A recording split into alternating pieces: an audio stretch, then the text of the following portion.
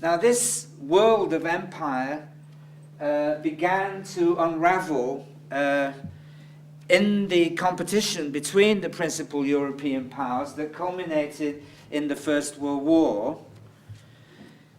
And the First World War, I think, should be seen as the beginning of a long revolutionary process that lasted 30 years. In fact, Winston Churchill called it the Second 30 Years' War, after an earlier period of continuous European warfare. It began in 1914 and it was concluded in 1945. There were two periods in which it was considered to be war as such, the First and the Second World Wars. But the period in between was also one of enormous disruption and emergency. It involved the Great Depression following the Wall Street crash, the Spanish Civil War, the Japanese invasion of Manchuria, the Italian invasion of Abyssinia. The fact is that the world was at war throughout the period between the so-called First and Second World Wars. And each of these wars produced a revolution, a world revolution.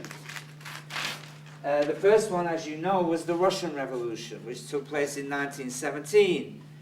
And each of these wars, when they ended formally, gave way to a period of tremendous instability and political change. In other words, once people had stopped fighting, they began to seriously question the political order that had led them into the war in the first place. So that after 1918 and after 1945, especially in the period of 2 or 3 years after the war was formally ended, was a period of tremendous political instability. In one of my previous lectures, I mentioned the failed revolution of 1919 in Britain. I also mentioned that the Civil War in Germany, which, if it had led, as many people thought it would, to a Marxist revolution, would have amplified the Russian Revolution and turned it into something that had a much stronger chance of undermining Western capitalism in general. The Russian Revolution, as you probably know or may not, was opposed by all the Western powers who attacked it as soon as they had finished with the war in Europe. Of course, Russia was involved in an intense civil war, amplified by invasions and subversion from the Western powers, which it managed somehow to survive. In 1945, the main locus of political instability lay within the Western empires. That is to say, and especially the Western empires in Asia. The Japanese expansion had exposed the vulnerability of British and French and Dutch empire in Asia very significantly. And as soon as the war was over, all the leading Asian countries moved to independence. I mean, Indonesia acquired its independence immediately in 1945. The Indians acquired independence in 1947. The Chinese Revolution culminated in a communist government in 1949. And of course, the French Empire in Indochina, especially in Vietnam, was embroiled in a prolonged war that was only finally resolved in the first instance in the 1950s. So the main revolution that accompanied the Second World War was the Anti-Colonial Revolution. It was the revolution against this movement of Western imperialism in the 19th century to incorporate non-Western peoples into world society on very unequal terms. And it was immediately effective in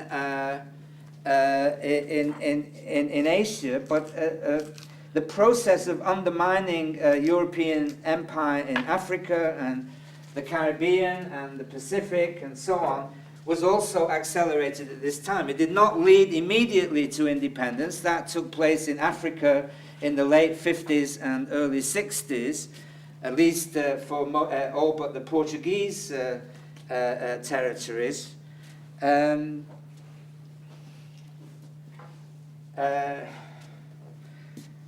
Okay.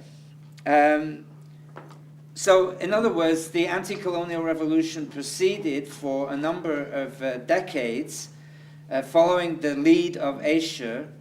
It culminated in the 60s, I would say, in most of Africa, Caribbean, and Pacific. But the Portuguese Empire took longer to die, and of course there are still places in the world that live under colonial or semi-colonial conditions, including much of the Middle East, and of course since 2003, Iraq. So the question of the anti-colonial revolution is not one that one can clearly demarcate in time, but one can say, I think, that it was the counterpart of the Russian Revolution. The Second World War's counterpart of the Russian Revolution was the dismantling of European empire. Certainly after the Second World War, nobody believed that the European empires would survive for long. Whereas before the Second World War, it was assumed, especially in countries like Britain and France, that they would last forever. And today I'm going to talk about some of the anti-colonial writers who have captured this movement. As I've said, if you want to understand this process of how the peoples of the rest of the world sought to establish their own political means of connecting with world society through essentially the formation of their own independent nation states, if you want to understand that, you won't really find out about it by reading the accounts of anthropologists, certainly at the time, and even most of the time later. If you want to understand it, you have to read the principal writers that came out of the anti-colonial revolution. I'm going to talk today about three of them. That's Mohandas K. Gandhi, who is, in my view, the greatest of them, but also two writers from the Caribbean, C.L.R. James from Trinidad, and Frantz Fanon from Martinique. And I shall argue that their understanding of world society in the context of the anti-colonial revolution was highly prescient, and which went against the mainstream understandings and conventions of the Western Academy in the middle 20th century, and has immense relevance for us today. And my argument is that if, as anthropologists, we want to understand the world, we can't always rely on the work of other anthropologists to tell us about it. That is to say, you know, we do draw on writers such as Marx and Weber to understand the origins of modern capitalist economy.